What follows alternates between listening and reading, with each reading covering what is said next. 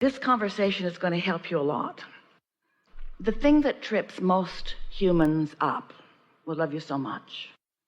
The thing that trips you up the most as you are standing in a, let's say, less than fulfilling or less than satisfying or less than complete now. Because after all, there are more promotions that you want, and more money that you want, and more freedom that you want, and more and more and more and more of a lot of things that you want that you don't see here. You haven't seen the benefit of them, as you say. They're missing from now. When you hold a desire and you focus upon the desire and you stop focusing upon the absence of the desire, the new desire has to fill in the space. It just has to. And if it isn't, if your spaces, meaning your now, meaning what you can hear and see and smell and taste and touch, if your now reality is not filling in with the things that you desire, then your vibration is not quite where you think it is. It's not where you want it to be. And so as your awareness is, as it clearly is, and it's all right, it's the way most are doing, is upon what is now and therefore what's missing from now, your awareness of the missing things in your now prevent them from coming. It's the confusion that most humans find when they begin to become deliberate creators. Because creating is about identifying what is wanted and then letting that identification have been enough and now be in an optimistic mood for the universe to deliver to you the clues and the impulses and the advantages of witnessing those things that you desire filling, flooding, moving into your experience. But if you are so keenly, so acutely aware of the question, and the question is, where is this that I want? Then your now holds a vibrational frequency that does not allow you to perceive the clues and the impulses and the motion forward to what you want. And so that's why it feels like your desire keeps moving forward, but you do not. So we're going to say it in very blunt terms. Your awareness of now is preventing your now from changing, because your attention upon what is such a dominant vibration. So you're offering a vibration mostly about what is, and it's full of questions like, where is it? And what do I need to do differently? And why doesn't it come faster? And those kinds of things, which keeps it from coming, because the vibration of the question and the vibration of the answer, or the vibration of the asking and the vibration of the receiving, are different frequencies. And it doesn't mean that the question is a wrong frequency or a bad frequency.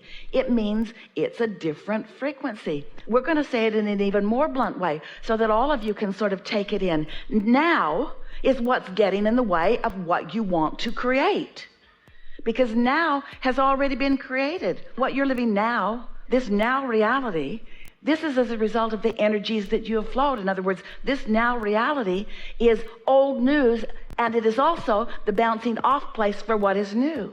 And so you've got to get more of your attention on the feeling of where you're going, and the feeling of expansion, and the feeling of the new, and the feeling of adventure. And you've got to get your attention off of the disappointment that now isn't more.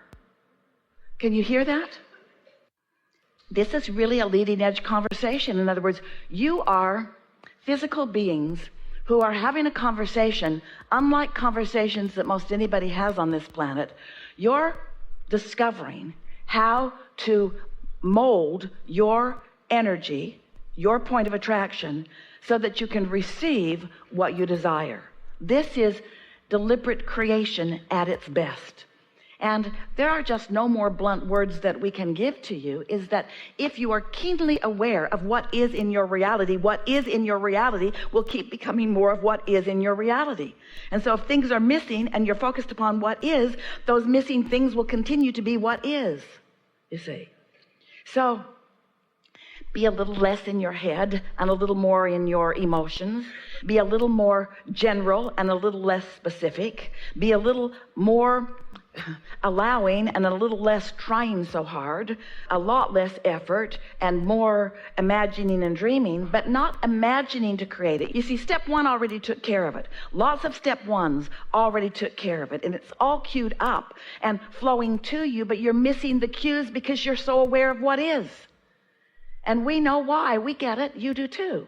You've got eyes that see it and ears that hear it and so forth. You are so acutely involved in what is that you don't let it change.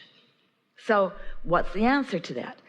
The answer is to become more lighthearted, more easy about things, less determined about making things happen, more aware that things have already been made happen and that now you are tuning into them so that you can witness the last unfolding of them. Do you know that the things that you're asking for have been created for a long time, and they are getting more and more and more and more ready for you? And so you've got to get more and more and more and more ready for them. And so let's let that more readiness that you are accomplishing be more emotional anticipation and less determination of making it happen. If we had talked to you in the earlier stages, you wouldn't have needed to hear from us because you hadn't forgotten all of this at that time. We would have said, be playful about it and don't worry about it, it's coming. And as you watch children, they seem to understand that to a large extent. It's like you feel like you're on the verge of something that you can't quite hear. And that I can't quite hear it is the dominant vibration that's going on within you. Feel the difference between saying, I know I'm being guided, and in time I'll receive an impulse, and saying, there's guidance being given and I can't hear it.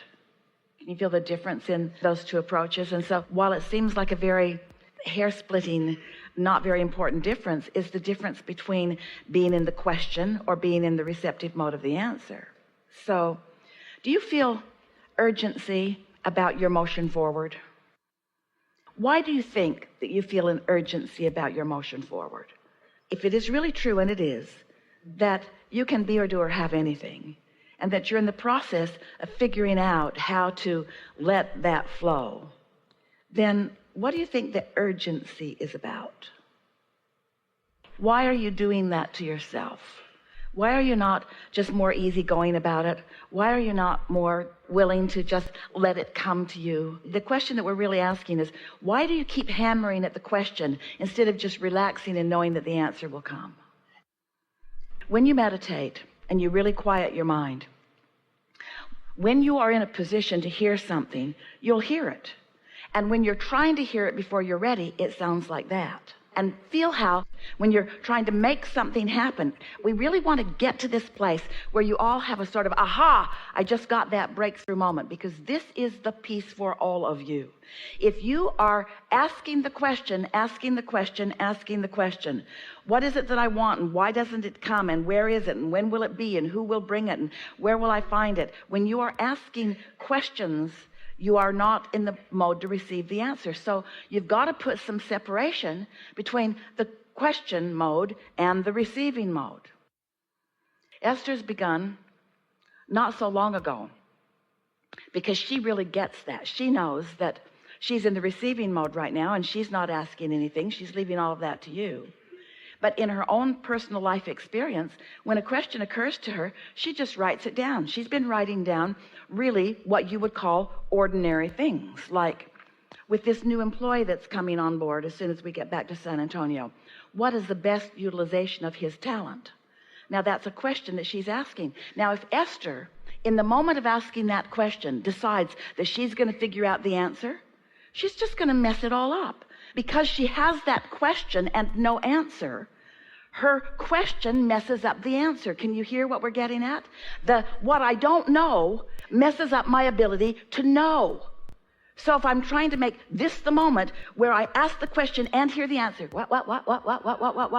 The fact that I think I don't know the answer, and clearly she doesn't know the answer because that's why she's asking the question. So she could stay up all night every night. She could write pages and pages and pages of what will this person do, and come up with very few answers that will be satisfying to her, because she's not allowing the answers to come because she's still doing the questions. So, we're getting somewhere, aren't we? So humans You work like this. It doesn't work out very well for you, but this is the way most of you work. So you walk around in your physical bodies. It's a lovely thing that you do. And you ask a question and somebody else offers you an answer. You ask questions and you expect an answer. You ask a question and you expect an answer. It's the way you sort of dialogue with each other. And here's something that we really want you to take to heart just for a moment. A lot of people that are giving you a lot of answers don't really know the answers, but it's not stopping them from giving them to you anyway. So what happens is you get used to, you become accustomed to just talking about, here's my question, where's my answer? Here's my question, where's my answer? Here's my question, where's my answer? And we want you to understand that the answers are all queued up for you, but when you're asking the question, you can't receive the answer. You got to put separation between what you want to know and when you're ready to hear it. That's why sometimes answers come to you in your dream state. That's why sometimes they come to you when you're just coming out of meditation. You've got to put some distance between that question and answer. Now, how do you put distance between? We're talking about vibrational distance. Are you getting this? How do you put vibrational distance between your asking or your problem and your answer or your solution? How do you put some distance between it? Well, slumber puts distance between it. Changing the subjects puts distance between it. Meditation puts some distance between it. Making lists of positive aspects about things that are easy for you to write positive aspects about does. There are all kinds of things that you can do to get off the subject of that particular problem. And we're not asking you to get a lobotomy or to take some heavy dose of some drug. We're not asking you to put yourself in a comatose state. We're not asking you to relinquish your humanness or your now reality. We're just asking you to focus a little less. We're just asking you to focus a lot less on the problem and on the asking. If we could give you a chart or some sort of a graphic that would give you some sense of how well you've done in asking your questions, you would say to us, well, according to this graph that I'm looking at, I never need to speak that question again. And that is really what we want to present to you. You don't have to keep presenting the question, because the universe knows what your question is. Your vortex holds the answer. Your inner being knows the answer. Your inner being knows where you stand in relationship to the answer. Your inner being is giving you things all day, every day. And so the question we're asking you is, why aren't you receiving the answer? Because you're too balled up in the question. We want you to just give it a rest. Just give it a rest. You've asked the questions. You've done the due diligence. You've sifted through the contrast. You are worthy beyond our ability to express it to you. There's not one more thing that you need to do in order to get yourself right about this. But you do need to forget about it. We've been talking for a long time about step 1 being when you ask, and step 2 being source answers, and step 3 being you line up with it and receive it, and step 4 being you get really good at that, and step 5 being when you're back in step 1 and you're not mad at yourself because you accept that the question part of life or the problem part of life is what cues you up for the attraction of the expansion of the greater understanding. Are you hearing what we're getting at?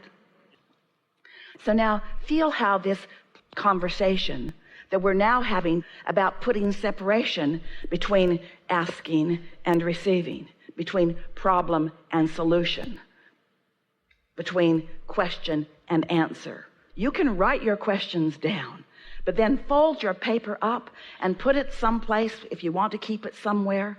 And trust that now you have made your statement. That's it for you.